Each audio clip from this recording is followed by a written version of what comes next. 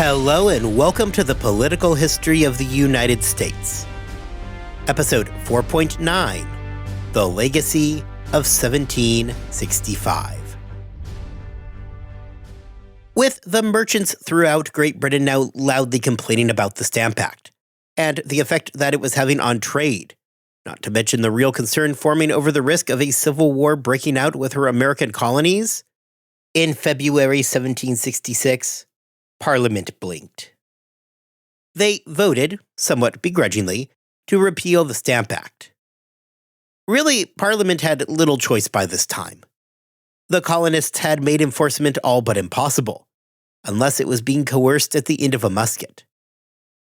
The British, for all their fist-pounding over the Stamp Act, were not interested in taking things in that direction, at least not yet. When we look at how history is taught in the United States today, the Stamp Act stands as one of those critical inflection points.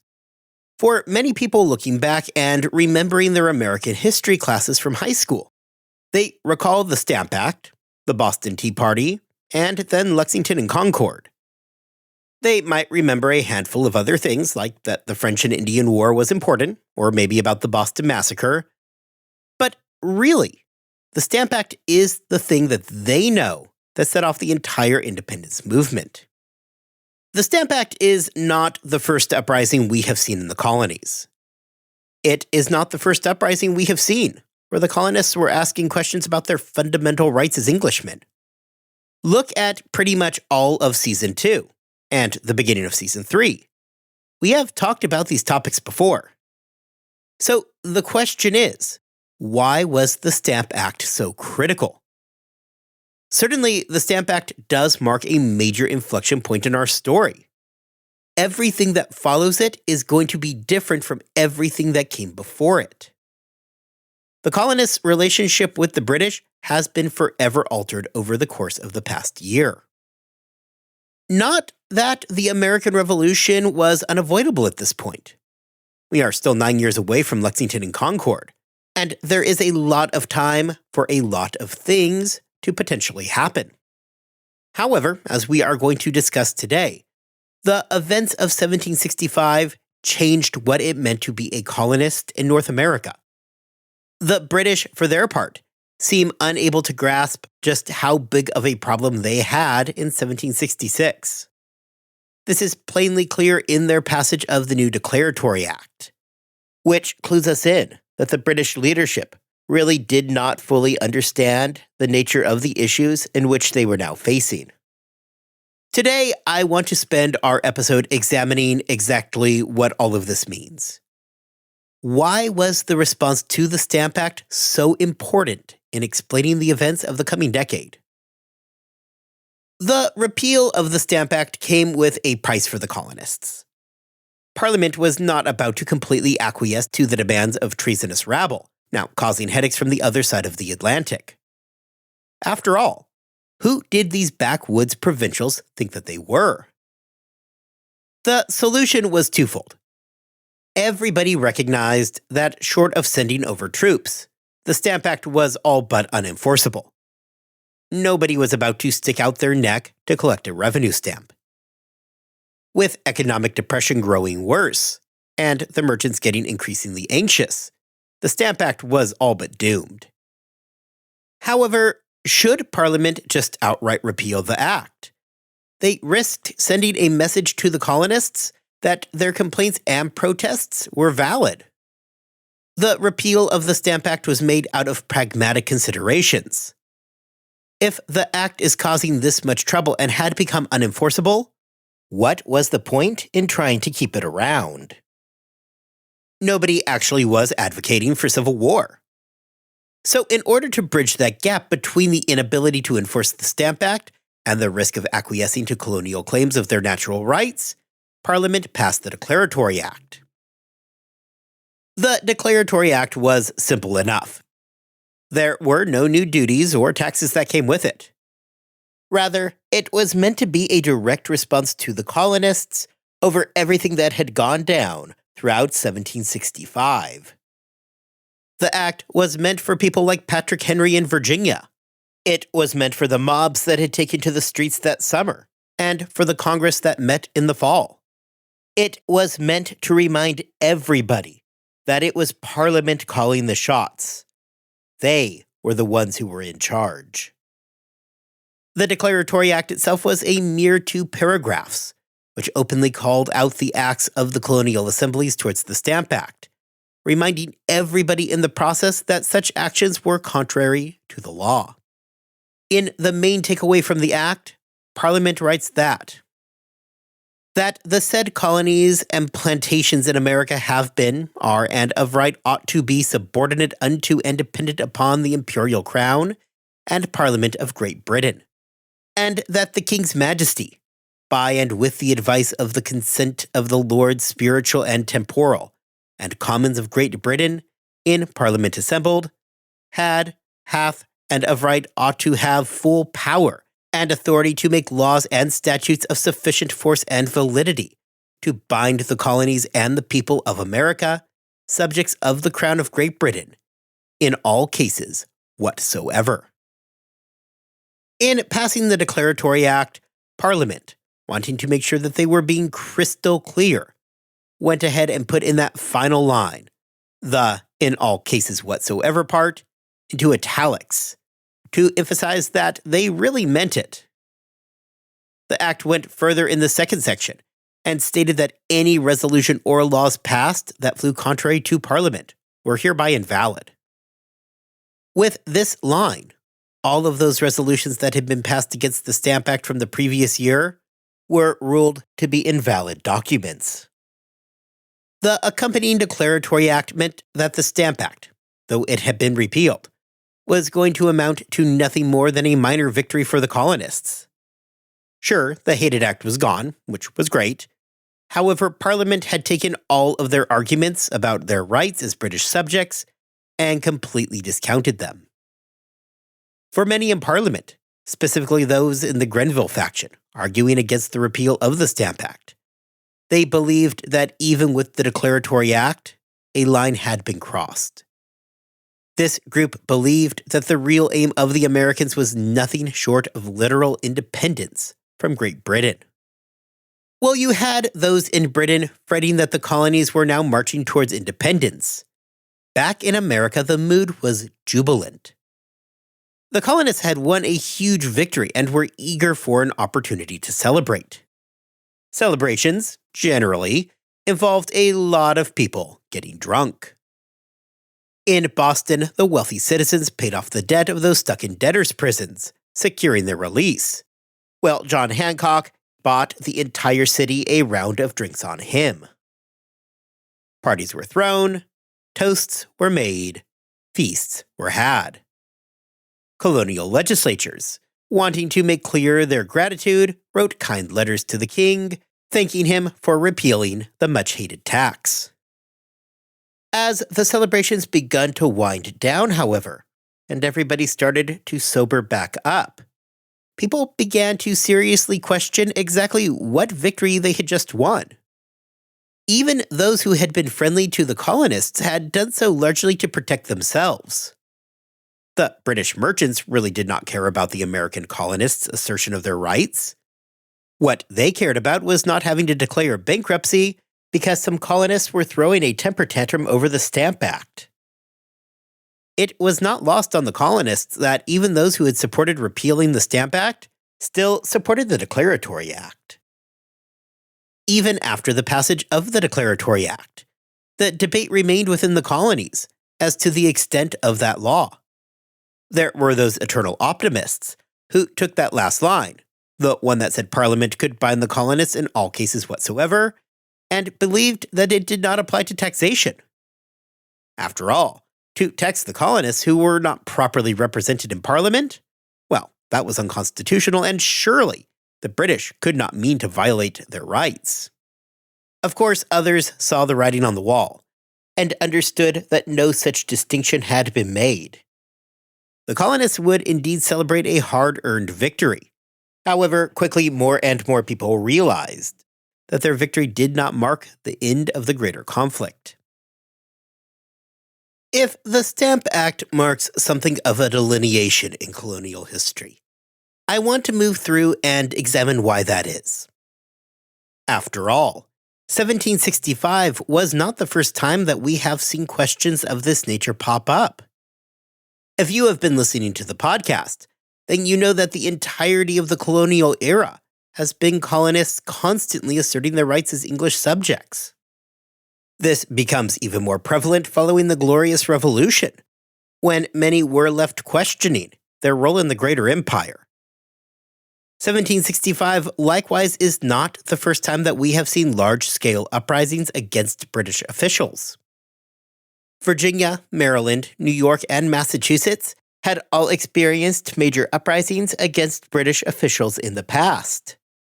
All 4 of those colonies had experienced that upheaval in a short span of years, from 1675 until the end of the century. If you ask men like Edmund Andros or William Berkeley, they would quickly inform you that the colonists have few misgivings about attacking royal agents. From pretty much the moment that the first colonists disembarked in Jamestown, the question of property rights was at the forefront of their concerns. For the intellectuals, they turned towards John Locke's theory of property, which tied property directly to the concept of liberty. Locke stressed that a person's very life and natural rights are their property. While a person could absolutely consent to give up those rights, which people did often, they were the individual's rights to give up. In other words, they could not be deprived of this property without their personal consent. Per Locke, the difference between a slave and a free person was rooted in an individual's right to give consent when separating themselves from their natural rights. Slaves lacked the ability to give consent. If we extend this one step further, we get to the core of the colonial complaint. If a free person could only give up their natural rights, their right to protection and property, through their own consent, then it was impossible for a group like Parliament to tax them. Parliament issuing a tax was an example of Parliament taking the property of the colonists without their express consent. They argued that they were in no way meaningfully represented in Parliament, and that as such the body could not take their property through means of taxation. Property ownership and the rights surrounding property were no small thing to the colonists either. Property rights were very closely related to an individual colonist's political rights as well. Virtually everywhere, voting was tied directly into land ownership. As a result of the massive amount of land in colonial America, a strong, relatively democratic system appeared early on. Furthermore, colonial assemblies were all local bodies. What this means is that between the large voter base and the local nature of the assemblies, the colonists were historically well represented.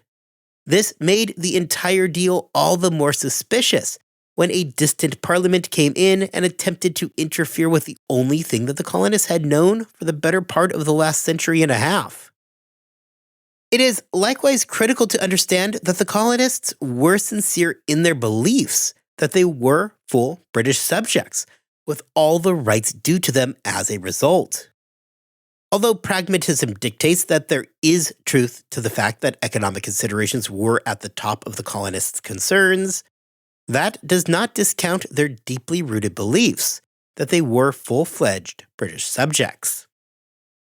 In their minds, they had a shared history with their British brethren across the Atlantic that indelibly linked them to Great Britain itself.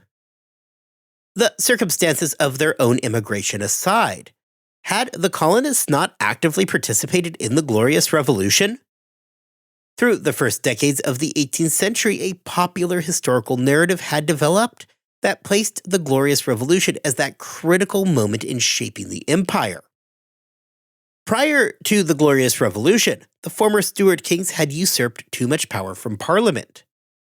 The Glorious Revolution disposed of the Stuarts and ushered in William of Orange. Critically, the Glorious Revolution had restored that power to Parliament that had been steadily eroding while under the Stuarts. The colonists had been a part of that. They had actively assisted the mother country in purging James II's agents. This takes the form of uprisings in Boston against Edmund Andros, Leisler's rebellion in New York, and the end of Lord Baltimore's proprietary control over Maryland. For the colonists, this marked a moment of shared history with Britain, where they had restored something that they had lost. They had restored the balance of power in the empire and helped steer the entire system away from the increasing despotism of the Stuarts. The problem, however, is that this marks a point of divergence. The British, looking at their own history, did not view the Glorious Revolution as returning to anything. Rather, the Glorious Revolution marked the initial starting point for everything that had come since. If the Glorious Revolution marked a return to those traditional rights for the colonists, for the British citizen at home, it marked a complete break with what had come before it. This split in understanding their own histories between the British and the colonists would carry on into the French and Indian War. Recall the animosity that the colonists had for men like Braddock and Loudon. Both men came into the colonies barking out orders. Then, as is still the case now, the colonists viewed the heavy-handed tactics of these two men as infringing on their rights. Colonial assemblies had no interest nor intention to simply waive their perceived sovereignty in order to appease Braddock, or especially Loudon. This had made fighting in North America extraordinarily hard, as the colonial assemblies made everything that much more difficult. They were not simply going to bow to the whims of anybody. After all, in their view, they didn't have to. They were British citizens with all the rights inherent to that station, and they were not about to waive those rights in order to appease men like Braddock or Loudon. It had been William Pitt that managed to save the day by paying out those huge subsidies. Rather than treating the Americans as subjects, he was, in the words of historian Fred Anderson, treating them as if they were tiny Prussians. The colonists did not take these subsidies as being bribes to just shut up and play along. No, these subsidies were paid to a patriotic people who were helping to defend and expand the British Empire. Was it not the colonists who were out there fighting and dying? Did the absence of these young men not reduce the labor capacity of their colonies? The American colonists saw themselves as doing their duty to the empire, and accordingly being compensated for the labors and sacrifices that they were making. The problem with this is that after the war, when Grenville decided to actually treat the colonists like the subjects that they ostensibly were, the colonists cried foul. During the French and Indian War, they had been treated like allies. Now, however, they saw their rights under Grenville being attacked once again, just as they had been a decade before, prior to Pitt's subsidies. The difference in 1755 was that there was a war going on, and the colonies were facing very real dangers. While resistance to a point was fine, everybody ultimately recognized that the colonial assemblies would have to eventually knuckle under in order to stave off destruction at the hands of the French. In 1765, however, the colonies were mostly at peace, other than a few pockets of resistance remaining from Pontiac's rebellion. Moreover, the objection to the British incursion on colonial rights was no longer contained specifically to the assemblies. New radical elements had appeared and had taken the fight into the streets. These fights were often led by the merchants and the lawyers, and were indeed often heavily motivated by economic considerations. However, that does not change the fact that the resistance suddenly took on a new and far more violent meaning. There had been no mobs resisting Loudon's policies. Less than a decade later, though, stamp collectors were being burned in effigy throughout all of the colonies. This expanded resistance to British policy was a new, and for both colonial assemblies and the leadership back in Britain, a concerning and very much unwanted development.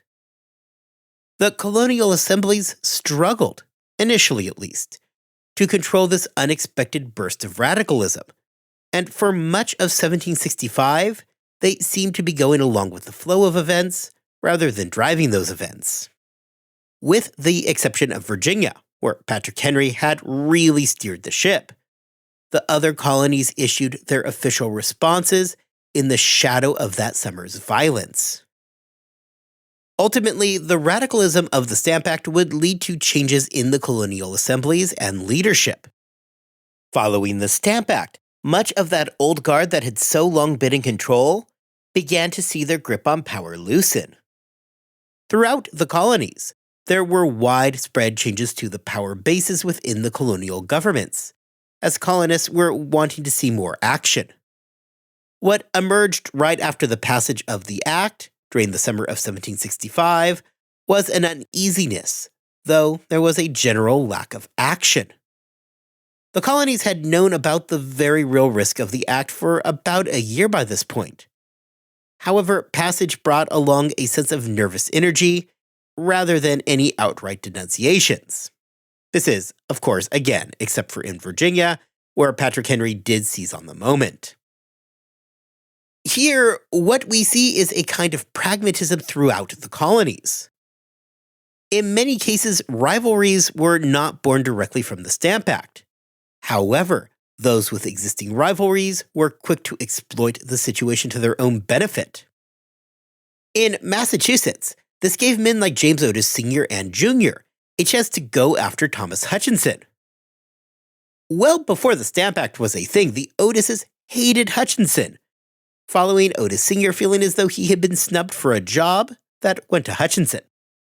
From that point forward, the Otises were not going to skip out on an opportunity to take a shot at Hutchinson, and vice versa. For his part, it isn't even as though Hutchinson supported the Stamp Act, though he certainly was going to enforce parliamentary prerogative. What this meant on the ground in Massachusetts was the rise of factionalism as parties formed behind Hutchinson and the Otises. Massachusetts is only a single example of this. Throughout the colonies where factionalism was already ripe, the Stamp Act became a pawn of these groups to further their own political ends.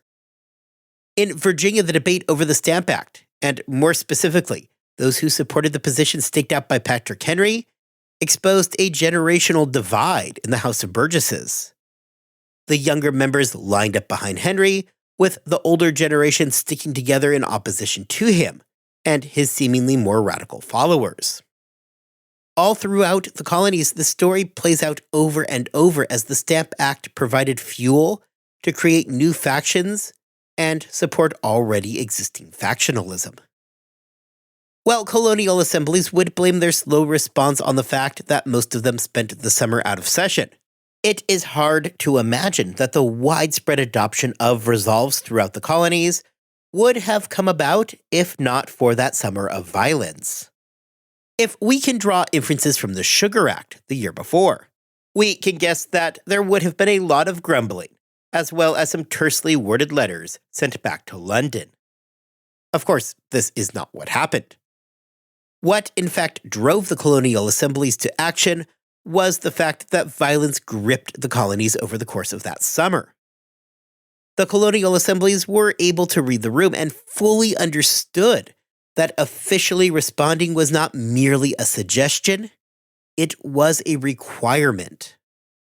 While the Stamp Act fed into existing factionalism in the colonies, that alone, though, fails to explain the mob violence of the summer of '65. It was, after all, the mob violence that would dictate the flow of events heading from the summer into that fall. Change was coming to the assemblies. However, that change would not manifest until after the events of that summer. This leads us, however, to one of the more elusive questions thus far. Why did the lower classes choose to rise up in the first place? To be sure, the mobs were being led by merchants and lawyers, groups hit disproportionately hard by the Stamp Act.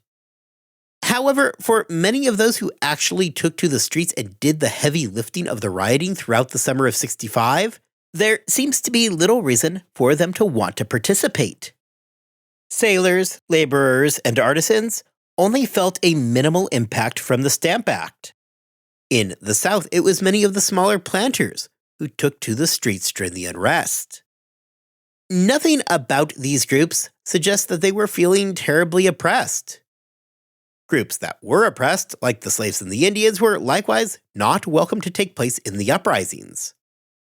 To some extent, the participation of these groups may come out of the always upward-looking nature of people in general. For many of those in the streets burning effigies, they personally hoped that eventually they would rise up in status. For the craftsmen, that might mean eventually becoming a member of the merchant class. In other words, maybe the taxes don't have a meaningful effect on me today. However, maybe they will tomorrow. These feelings of potential upward mobility were not merely pipe dreams either. The colonists had men that they could hope to emulate. Benjamin Franklin, for example, a man who had his hand in seemingly every single pot, had once been a minor printer, the son of a chandler. Franklin was an example that somebody could rise from a position of a mere artisan to become something more. However, aspirational dreams of upward mobility alone seem unable to fully explain why there was a sudden outburst of popular support against an act that failed to meaningfully affect those who were doing the rioting. The evidence further suggests that in many cases, those who were actually doing the rioting were not completely sure who they were supposed to be mad at. Effigies of the Earl of Bute were burned throughout the cities, despite the fact that Bute had been disposed of years before. Bute really had nothing at all to do with the Stamp Act. Historian Theodore Draper suggests that the violence seen from these mobs stemmed more from ongoing class struggles than anything else. In Massachusetts, men like Hutchinson and Andrew Oliver were unquestionably the upper class. The working class saw them as being greedy and power-hungry. These men lived in nice houses and dressed in popular European styles, while the lower classes struggled to make ends meet. Governor Bernard even mentions that the attack on the houses of Hutchinson and Oliver represented the poor acting out against the rich. The idea that mobs joined in on the action as a result of class stress seems far more probable than these same classes being all that opposed to the Stamp Act. Again, they were burning a guy in effigy who had literally zero to do with the act, drawing into question just how much they understood the technical reasons for exactly why they were rising up. What the lower classes did know, however, is that they resented the upper classes. Therefore, when the middle-class merchants and lawyers came to them and asked if they were interested in lashing out against those oppressive upper classes, they responded with, "You had me at hello." If this is the case and we are dealing with a class struggle, it makes the Stamp Act itself somewhat irrelevant to the equation. Rather than being the cause of the anger, the Stamp Act simply acted as the catalyst for action at the urging of the middle classes, who indeed did hate the act. Draper remarks that this created a new and volatile mix in the colonies and presented a gravely serious risk for the British. Sure, maybe the lower classes did not care about the Stamp Act or any of the coming future acts that are going to lead to outbreaks of violence. Maybe the anger towards the policies itself was rooted mainly in the middle classes. However, the lower classes absolutely had their own reasons to be angry. People were hungry and tired, and colonial leadership, men like Thomas Hutchinson, proved to be nice proxies for their frustrations. The Stamp Act therefore managed to galvanize the colonists in a way not previously seen. And critically, it linked them in a meaningful way throughout the classes. The lower classes had proved during the summer of 65 that they were happy to provide the muscle against increasingly despised British policy. Returning to the original question for today, therefore, We have reached a place now where we can fully look at why the Stamp Act proves to be such a critical inflection point in American history. Part of the key to understanding the importance of what had just happened is the very term, American history. The Stamp Act was not something contained to any single region of the American colonies. So much of this podcast to date has been the story of regions. Of course, this is not the first uprising that we have seen. The Pequot War, Bacon's Rebellion, King Philip's War, the overthrow of Edmund Andros and the collapse of the Dominion of New England, Leisler's Rebellion, and the overthrow of Lord Baltimore in Maryland. All of these events and more represent some kind of action being taken by the colonies, be it an uprising or some greater war where they're fighting for the empire. But the thing that they all have in common is that they all happen within their own specific regions. All those attempts to take Louisburg, those expeditions were not led by provincials from North Carolina. New Yorkers did not march down and storm the Castillo de San Marcos in St. Augustine. All of these events were regional in nature, if not literally contained to a single colony and not extending past those borders. The Stamp Act, however, was different. The response was not from New England, the Chesapeake, or the Middle colonies. It was from all of the colonies. The uprisings and responses throughout the colonies all took on a similar tone. Merchants and lawyers would lead the mobs in burning effigies, tearing down houses, and generally causing mayhem. We likewise see all but a handful of colonies issuing some kind of resolves to address the illegal nature of the act. These resolves are amazingly consistent from north to south. This is to say nothing of the fact that 9 of the 13 colonies sent delegates to a Congress of all the colonies to formally respond as a group. Even in those colonies like Georgia, who issued a much more tepid response, you see them take steps to ensure that the tax was not going to be collected. This marks a major difference over anything that we have seen thus far. Rather than being dominated by regionalism, the colonies instead acted in unison with meaningful coordination. In this way, the Stamp Act marked a turning point for everything. This event now forms the basis of a new history that existed apart from Great Britain's. The colonies had done something that marked the creation of a new path for them, a new history that was distinct from that of the mother country. More pragmatically than historically splintering with Britain is the fact that if there was any one takeaway from the events of the previous year, it is the power of united action. We are going to talk a lot about the other acts that are going to be appearing in the near future. However, it is impossible to deny that the reaction to the Stamp Act had given the colonists an archetype for how they should respond to British attacks on their sovereignty. The colonists had likewise proved that their responses would not be limited to small disgruntled groups, but rather such grievances would extend and be propagated throughout the population, crossing between classes. The American Revolution was not inevitable in 1766, when Parliament gave in and repealed the Stamp Act. The problem, however, as we are going to see in the weeks and months moving forward, is that the British leadership failed to fully grasp just how serious the situation in their American colonies was. Different decisions could have yielded potentially different outcomes that did not result in the loss of the majority of their North American holdings. Of course, we know that the British are going to fail to make the necessary adjustments to avoid that eventuality. Realistically, during 1765 and 66, few people, if really anybody at all, were seriously thinking about independence from Britain. However, the last year had, largely unbeknownst to anybody, changed things in a profound and largely irreversible way. The American Revolution was not predetermined in 1766. However, following the lessons of the Stamp Act, it was at a minimum far more of a possibility than it had been just a year earlier.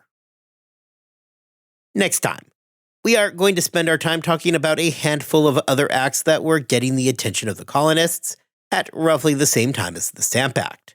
Although the Stamp Act gets most of the attention, the British were annoying the colonists in a variety of ways during the mid-1760s. Until then, I hope that you all have a wonderful 2 weeks. I hope that you are staying healthy and that you are staying safe. And I will see you all back here next time as we talk about some of the other acts that the British were imposing on the colonists.